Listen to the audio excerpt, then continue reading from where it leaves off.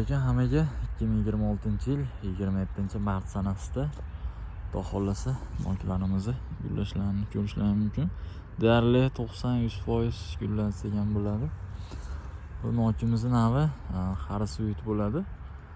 Deyarli 20 gektarga kelgan ko'rishlari mumkin. Mevasi ham juda serhosil bo'ladi. Bozorlari ham juda chaqqon, mevalari ham juda shirin. Xudo xohlasa ko'rishlari mumkin. Bu nokimizga qiziqqanlar bo'lsa, kommentariyaga plus belgisini qo'yib ketsalar, Xudo xohlasa hali terim jarayonini ham qo'yamiz.